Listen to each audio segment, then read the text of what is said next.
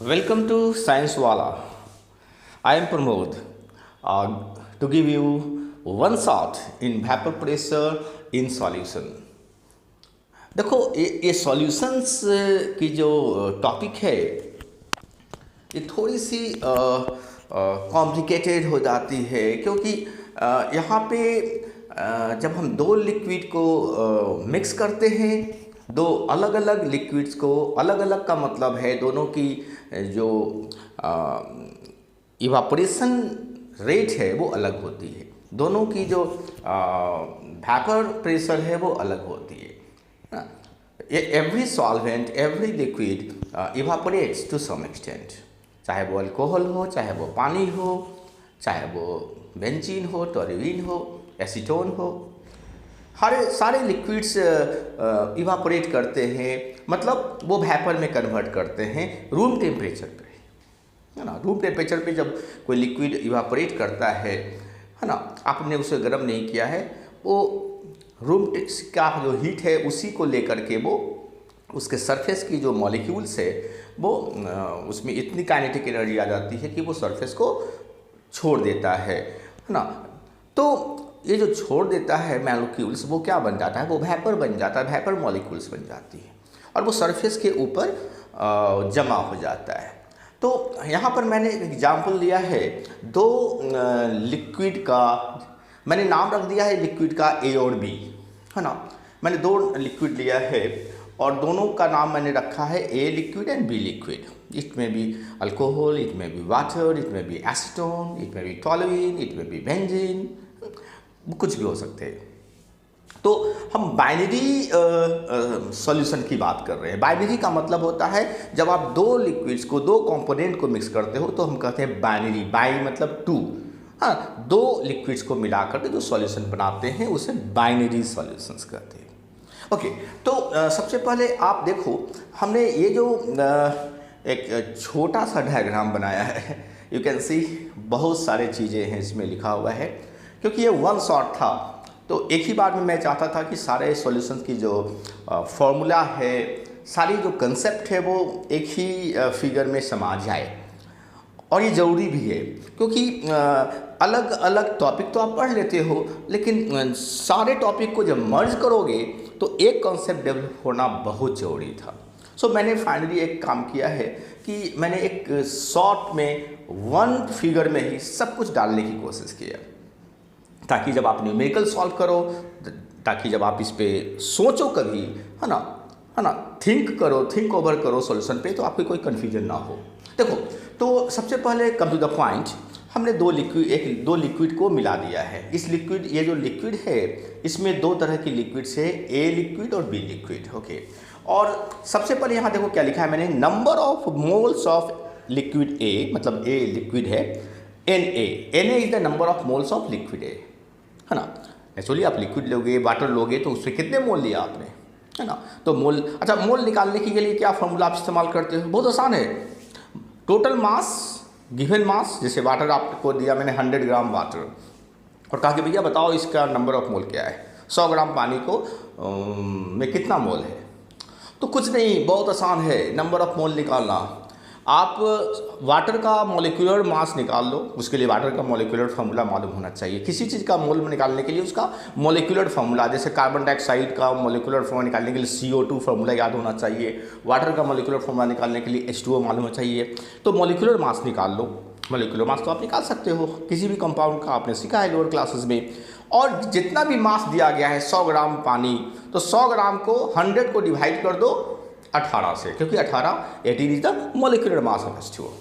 तो आप number of moles निकाल सकते हो किसी भी चीज़ का, कितना मास दिया गया है ग्राम में, उसको मॉलिक्यूलर मास इन ग्राम से डिवाइड कर दो, मोल्स निकल जाएगा। तो यहाँ पर देखो मैंने ए जो है उसकी Na नंबर ऑफ मोल्स लिया है, जिसको निकालने के लिए मैंने क्या किया था कि ए का मास को ए के मोलिकुलर मास से डिवाइड कर दिया। ए के गिवन मास को, टोटल मास को किससे डिवाइड किया, मोलिकुलर मास ऑफ ए से डिवाइड किया, तो हमें मिल जाएगी नंबर ऑफ मोल्स ऑफ ए। उसी तरीके से मैंने जो बी लिक्विड लिया है, हो सकता है एसीटोन हो सकता है कि इथाइल अल्कोहल हो, है ना, टोल्यूइन हो, बेंजीन हो, उसका मोलिकुलर मास निकाल लिया और जितना सपोज 200 ग्राम बेंजीन लिया तो 200 ग्राम को डिवाइड कर दिया बेंजीन के मोलिकुलर मास से, तो नंबर ऑफ मोल्स ऑफ हमें बेंजीन बी का हमें नंबर ऑफ मोल्स मिल गया। तो मैंने दो लिक्विड लिया है, उसका Na number of moles A का और Nb number of moles B का लिया और दोनों को मिला दिया,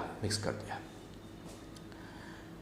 एक बात मैं पहले ही बता दूं आपको, मैंने पहले भी डिस्कस किया है, जिक्र किया इस बात को कि अगर ये जो वेसल है, ये जो कंटेनर है, जो क्लोज कंटेनर है ना, ये जो क्लोज कंटेनर है, क्लोज वेसल है, इसमें अगर सिर्फ Na number of moles of A को अकेले रखेंगे, अकेले, है ना, इस पूरे वेसल में अगर सिर्फ ए को रखेंगे, बी को नहीं रखेंगे और इतने ही मोल रखेंगे इसी वेसल में, तो इसका जो वेपर बनेगा और जो वेपर प्रेशर होगा उसको हम कहेंगे PA0। देखो यहाँ पर लिखा है, बहुत ज़्यादा इस्तेमाल किया PA0, है ना, PA0 मैंने इस्तेमाल किया। तो PA0 क्या है आपको समझा, अकेला ए अगर हो तो वो वेपर प्रेशर कितना बनाएगा, वो PA0 हो। उसी प्रकार से अगर हम सिर्फ बी के इतने ही नंबर ऑफ मोल्स Nb को रखेंगे इस वेसल में, इसी वेसल में Nb number of moles of B को रखेंगे, ए को नहीं रखेंगे, सिर्फ अकेला बी को रखेंगे, तो जो वेपर यहाँ पे प्रेशर बिल्डअप होगा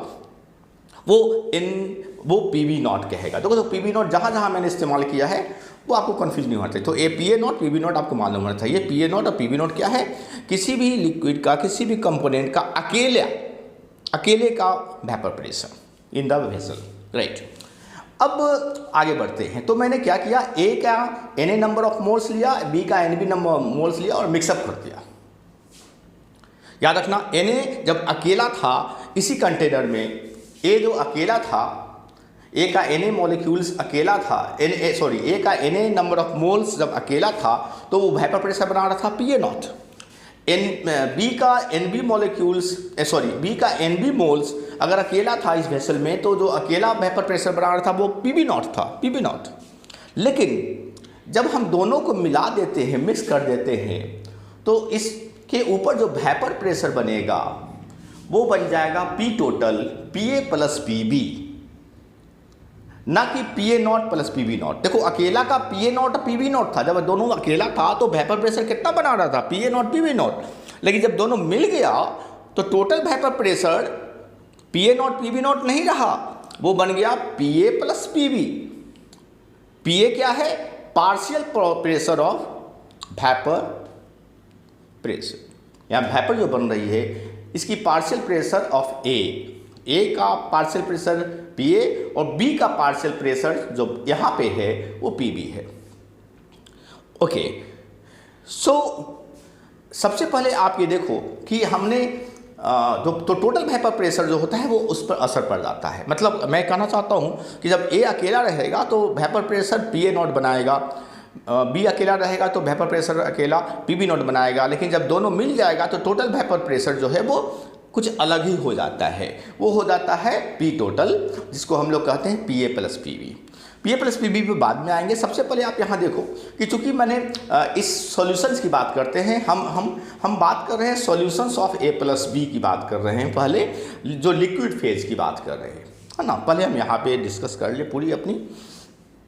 तो Na अगर A का Na मोल्स है और B का Nb मोल्स है, तो आप उस हिसाब से इस लिक्विड में ये जो सॉल्यूशन है, सॉल्यूशन में टोटल नंबर ऑफ मोल्स कितने हो जाएंगे, Na प्लस Nb। सिंपल, अगर 10 मोल A का है, 20 मोल B का है, तो टोटल मोल कितना हो जाएगा, 10 प्लस 20 30 मोल्स हो जाएगा।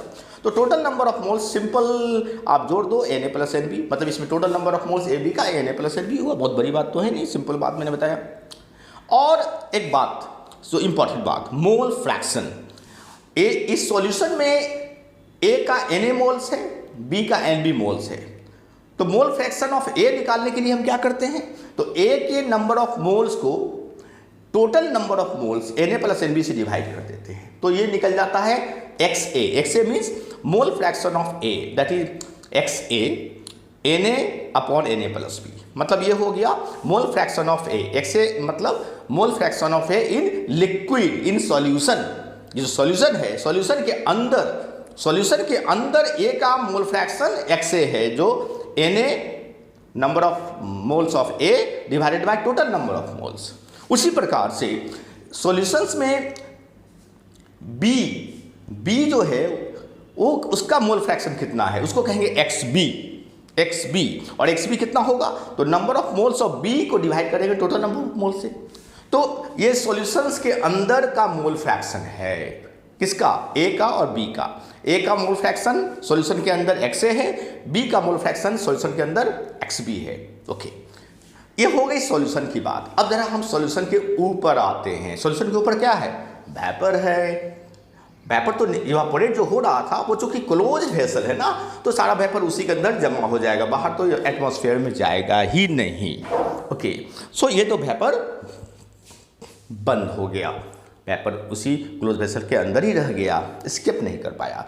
तो ये सारे जो मॉलिक्यूल्स जो है, ये ग्रीन वाले जो मैं दिखा रहा हूँ फिल्ड सर्किल, ये सपोज बी मॉलिक्यूल को दिखा रहा है, बी लिक्विड के मॉलिक्यूल्स को दिखा रहा है, पार्टिकल्स को दिखा रहा है, और ये जो एम्प्टी सर्किल है ये ए लिक्विड के पार्टिकल्स को दिखा रहा है। तो ये रिप्रेजेंटेशन है ग्रीन फील्ड अप सर्किल जो ग्रीन से मैंने किया है, और ये एम्प्टी सर्किल जो ए। तो ए का ये जो एम्प्टी है, जितने भी मॉलिक्यूल्स देख रहे हो एम्प्टी सर्किल, ये ए को रिप्रेजेंट कर रहा है। मतलब इसका जो ए इसमें जो था कंपोनेंट, उसका जो वेपर लिक्विड पार्टिकल्स निकला, उसका जो मॉलिक्यूल्स बाहर निकला वो ए है, और बी का जो मॉलिक्यूल्स निकला इवापोरेट करके वो ये ग्रीन वाली फील्ड सर्किल से रिप्रेजेंट मैंने किया है। अब ध्यान से देखना, ये जो वेपर की अवस्था है, ये जो वेपर है जिसको आप गैसियस स्टेट भी कह सकते हो, ये वेपर फेज है। ये लिक्विड फेज था, ये वेपर फेज है जो लिक्विड के ऊपर होता है। तो यहाँ पे आप पहले ए पे गौर करो। जो ए कंपोनेंट का जो मॉलिक्यूल निकला है ना, ये सारे ए कंपोनेंट के मॉलिक्यूल से या पार्टिकल्स कहिए, तो ये ए मॉलिक्यूल्स को रिप्रेजेंट करता है। और ए का जो मॉलिक्यूल्स है उसका जो प्रेशर अगर हम निकालें, मतलब पार्शियल प्रेशर इसलिए कहें कि वो पार्ट है। टोटल प्रेशर में कुछ ए का भी पार्ट है, कुछ बी का भी पार्ट है ना। टोटल प्रेशर में ए का भी कुछ हिस्सा है, बी ने भी कुछ प्रेशर बना है, ए का कंट्रीब्यूशन है, बी का भी कुछ कंट्रीब्यूशन है। तो ए का कंट्रीब्यूशन का मतलब है वो पार्शियल, मतलब एक हिस्सा है ए। तो टोटल प्रेशर का जो हिस्सा, जो कंट्रीब्यूशन ए के तरफ से आया है वो पी ए है, that is called partial pressure of A component, है ना। तो इसको पीए से रिप्रेजेंट करते हैं। और यहाँ पर भी वेपर फेज में भी हम देखेंगे कि कितने मोल्स हैं, ए का कितना मोल्स है, नंबर ऑफ मोल्स हम निकाल सकते हैं, इसको हम MA कहेंगे, number of moles of A in vapour phase. याद रखना, लिक्विड फेज में मैंने नंबर ऑफ मोल्स Na लिया था, और वेपर फेज में भी ए का कुछ ना कुछ तो मोल होगा ही, तो वो number of moles vapour phase में ए का MA लिया है मैंने, number of moles of A in vapour phase. और उसी प्रकार से बी कंपोनेंट का जो मॉलिक्यूल निकला उसका पार्शियल प्रेशर PB माना, ठीक है। तो ये इस पूरे वेपर प्रेशर में पी टोटल में जो लिक्विड बी कंपोनेंट का जो कंट्रीब्यूशन है उसको हम पार्शियल प्रेशर ऑफ बी कहेंगे, PB कहेंगे। और ये जो बी का जो वेपर है वो उसका नंबर ऑफ मोल्स मैंने MB लिया है, number of moles of B.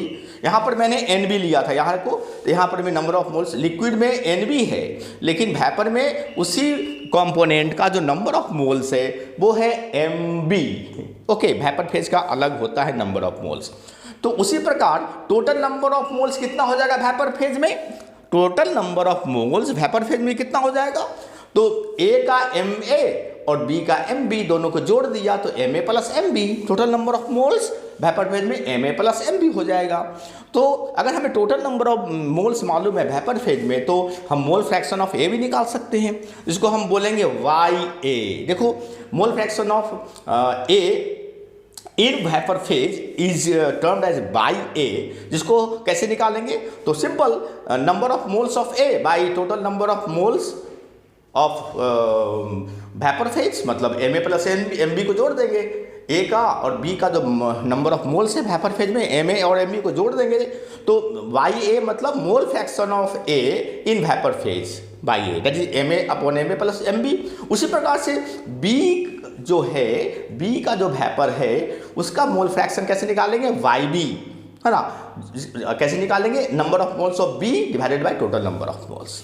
तो ध्यान देना मोल फ्रैक्शन दो तरह की यहाँ हो गई, सॉल्यूशन के अंदर XA XB और ये जो वेपर फेज है उसके अंदर का मोल फ्रैक्शन YA YB, दोनों अलग अलग है। आप समझिए, इसमें कंफ्यूज नहीं होना, इसीलिए मैंने एक फिगर में मैंने अलग अलग सेपरेट ड्रॉ किया है कि देखो भैया मोल फ्रैक्शन सॉल्यूशन का अलग है, वेपर फेज का मोल फ्रैक्शन अलग है। सॉल्यूशन में XA XB से रिप्रेजेंट करते हैं, वेपर फेज में YA YB से रिप्रेजेंट करते हैं। और नंबर ऑफ मोल्स यहाँ का अलग होता है, यहाँ नंबर ऑफ मोल्स A का MA है और B का MB है। यहाँ नंबर ऑफ मोल्स लिक्विड में सॉल्यूशन में नंबर ऑफ मोल्स A का NA है और B का NB है। तो देखो mole fraction for phase gaseous phase मतलब वेपर फेज का और लिक्विड फेज का अलग अलग होता है। इसको XA XB और यहाँ पर YA YB कहते हैं। ओके, अब आते हैं कुछ बेसिक फार्मूला जो मैंने सॉल्यूशंस में पहले भी डिस्कस किया है। तो ये है PA equal to PA naught into XA, जो रॉल्स लॉ के अनुसार दिया गया है। PA मैंने बताया था कि देखो भैया जब A अकेला रहेगा इस वेसल में तो जो प्रेशर बनाएगा वो PA नॉट होगा, लेकिन जब दोनों को मिला देते हैं तो जो वेपर प्रेशर होता है वो P टोटल जो होता है वो PA not plus PB not नहीं रहता है, वो वेपर प्रेशर घट जाती है।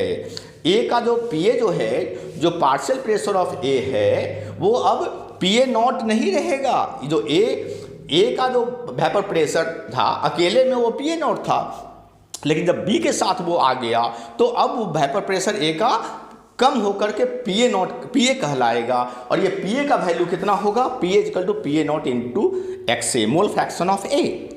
तो mole fraction of A decide करेगा कि PA कितना होगा। अगर XA का वैल्यू 1 होता है, मतलब देखो XA और XB दोनों मोल फ्रैक्शन को जोड़ेंगे तो 1 आता है ना। याद रखना जितने भी कंपोनेंट्स है उसके सारे मोल फ्रैक्शन को आप जोड़ोगे तो 1 आएगा। जैसे XA plus XB mole fraction of A and B liquid में जोड़ेंगे तो 1 आएगा, और mole fraction of A and B in gaseous phase vapour phase को भी जोड़ेंगे तो 1 आएगा। मतलब मोल फ्रैक्शन हमेशा 1 आता है total mole fractions of all components. तो याद रखना कि XA और XB को वैल्यू जोड़ के 1 आता है और या YA और YB को जोड़ के 1 आता है, तो नेचुरली है कि XA और XB का वैल्यू इंडिविजुअली 1 से कम ही होगा या मैक्सिमम 1 जाएगा। तो XA का वैल्यू चाहे 0 होगा या 0.1, 0.2, 0.3, 0.5, 0.6 मैक्सिमम 1 रहेगा। तो XA का वैल्यू 0 है, 0 का मतलब A है ही नहीं, मोल फ्रैक्शन ऑफ A 0 है, इसका मतलब क्या हुआ, A है नहीं है, खाली B है। तो अब A नहीं है तो यहाँ 0 रखेंगे तो ये 0 हो जाएगा, मतलब A का कोई वेपर ही नहीं बनेगा, A है ही नहीं तो वेपर कहाँ से बनेगा। और मैक्सिमम मोल फ्रैक्शन A का कितना होगा, 1 होगा।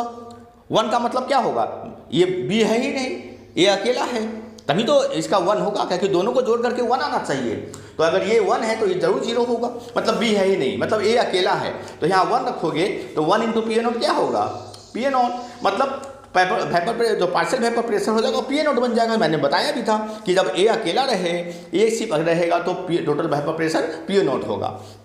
उसी तरह से PB equal to PB naught into XB, तो PB नॉट मतलब B का अकेला का vapour pressure into mole fraction of B। उसी तरीके से ये जो फार्मूला है ये गैसेस फेज के लिए दिया है, ये देखो ये लिक्विड फेज के लिए है, ये गैसेस फेज के लिए। गैसेस फेज में हालांकि दोनों पार्शियल प्रेशर ऑफ A ही है, दोनों का वैल्यू सेम है, लेकिन दो अलग अलग तरीका से कैलकुलेट करने का तरीका। जब वेपर फेज में अगर हम बात करें, अगर हम वेपर फेज में हमें P टोटल मालूम है, P टोटल वेपर प्रेशर का टोटल वेपर प्रेशर मालूम है, तो और YA और YB मालूम है, मतलब mole fraction of A in gaseous phase vapour phase और mole fraction of B in vapour phase, तो हम ये फॉर्मूला से PA और PB निकाल सकते हैं। PA इक्वल टू क्या हो जाएगा, P total vapour pressure into A का mole fraction in vapour phase YA, और PB equal to P total into B का mole fraction in vapour phase YA into YB। Is very important formula.